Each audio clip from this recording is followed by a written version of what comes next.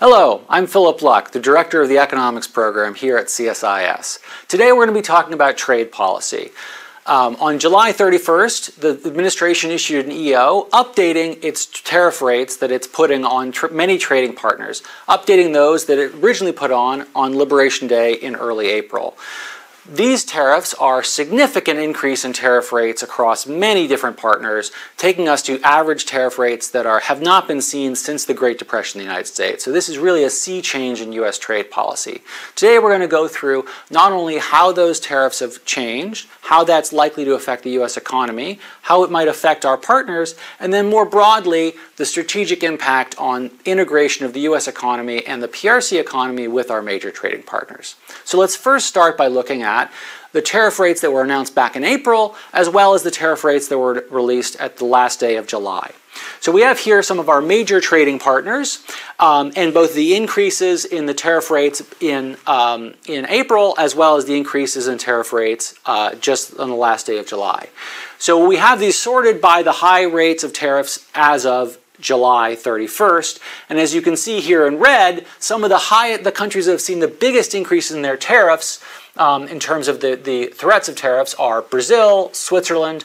Canada has increased its tariffs, or the tariffs on Canadian goods, from 25% to 35%. Mexico has had a reprieve, but they're now being on tap for a 30% tariff if they don't come to an agreement. There has been an increase, a tariff of 25% put on Indian goods as well. One of the big outliers in terms of decreases in their tariff rates have been countries such as Vietnam. So Vietnam was originally targeted to get a 46% tariff on Liberation Day back in April. Via negotiations, they've reduced those down to 20%. Further down, we see some reductions from partners who have negotiated, from the EU, the Philippines, Japan, and the South Korea, as well as the UK.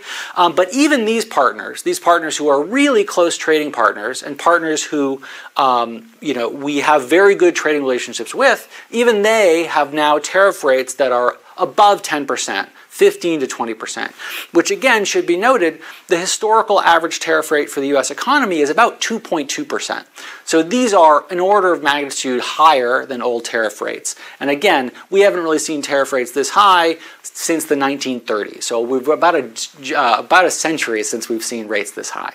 So next we're going to look at what does this mean for welfare of these economies? So what we have here is from a recent paper that's forthcoming in the Journal of International Economics, including an affiliate from our program. These are the welfare calculations, or essentially the income changes for partners due to those Liberation Day tariffs. Now these are not updated to the most recent tariffs, so Vietnam here is being threatened with a 46% tariff rather than the 25% tariff that it's gotten, but these give you a good indication of what would the impact be of these tariffs on our partners. And not surprisingly, whether you look in a world where there is no retaliation from our partners, which is in blue, or if you look at a world where there is retaliation by our partners, which is in red, regardless of those two situations, pretty much all of our partners will lose as a result of this. Their incomes will go down. And you can see all the way at the top, there's the United States.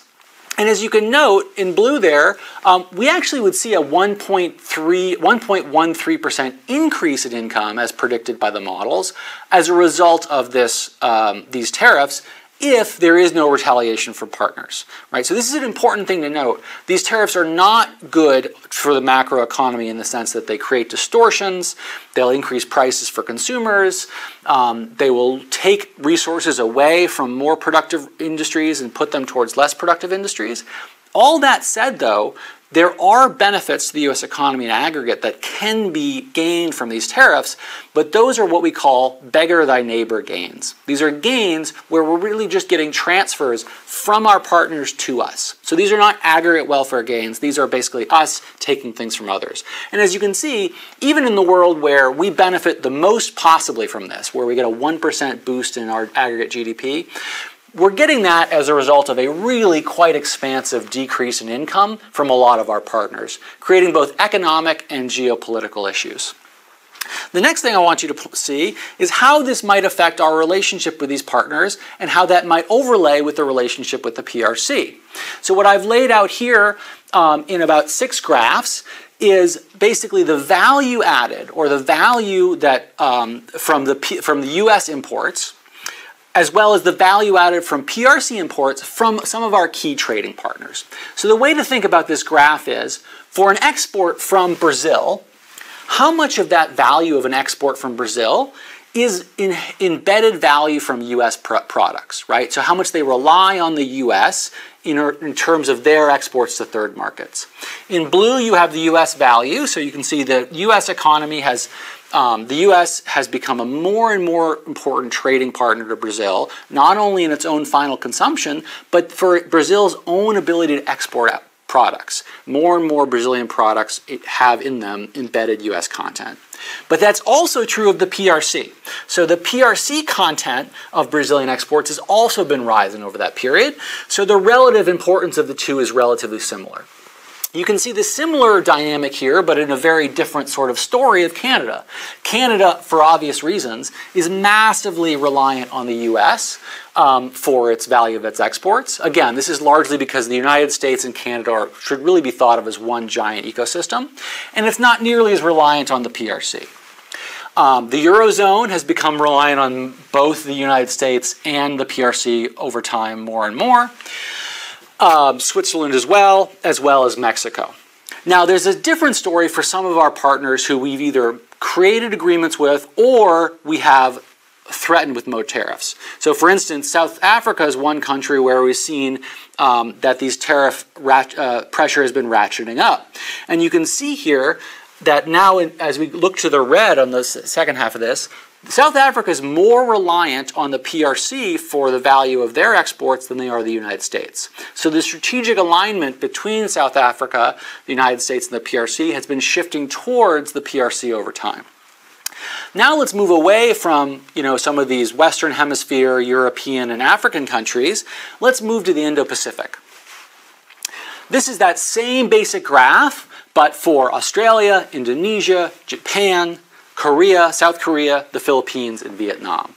Now, these are all trading partners where, with the exception of Australia, where the United States made efforts to ink framework agreements during the period between Liberation Day and the beginning of August. And you can see why the United States, the administration, might have prioritized these countries, because these are countries, all of which are in a very important theater geopolitically, and these are all countries where the dependence on the PRC in terms of their economic relationships has grown incredibly quickly, and in most of these countries now very much outpaces the relationship with the United States.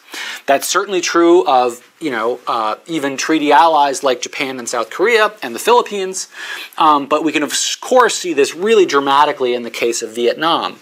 Vietnam's reliance in terms of their exports on U.S. inputs has stayed relatively flat over that period, whereas from the period of 2010 through 2020, the increase in the Vietnamese reliance on PRC inputs has really increased dramatically. Zooming out, I want to talk more broadly about countries overall. So here, rather than looking at the time series graphs of these different cases, I'm just going to look at, for every single country, 2 snapshots. There were different countries' reliance on the PRC in the U.S. in 1995, and their reliance on the PRC in the U.S. in 2020. So in the blue dots here at the bottom, the light blue dots, this is economic relationship in 1995. On the horizontal axis here, this is how much these countries rely on the United States. The vertical axis is how much they rely on the PRC. So these blue dots being near the horizontal axis tells you that for all trading partners, basically all countries in the world, back in 1995, these countries, their exports relied very heavily on U.S. inputs. So the U.S. economy was incredibly well integrated into these economies. Our prosperity was tied to their prosperity and vice versa, and our economic relationships and our economic incentives were very well aligned. Fast forward to 2020, that has really changed. Almost all countries in the world are now above this 45-degree line, which basically means these countries rely more on the PRC for inputs than the United States, right? So this is not just about final goods production. This is not just about whether we import a widget from the United States or a widget from the PRC. This is saying for everything that a country produces, where does the value of that thing get produced? Where is the inherent value, the underlying value of those products? And this tells you something about the overall economic relationship. And the reason I bring this up is because as we increase tariffs on other countries, as we increase the barriers and we more industrialize or more reindustrialize, we're increasing the incentive for countries to rely on us less, which basically means we're increasing the degree to which this movement towards the PRC for a lot of countries will become exacerbated. So as a result of both the Liberation Day tariffs on April 1st, as well as these newly announced changes in the EO at the last day of July, we are really ratcheting up our sort of protectionism. We're putting up high barriers to global trade for both our consumers and producers, and we are putting in place incentives that will lead to less strategic alignment in terms of economic incentives between ourselves and our partners, and in doing so, pushing our partners more towards economic alignment with strategic rivals like the PRC. So thanks so much for your time, and looking forward to continuing this effort to understand trade policy going forward.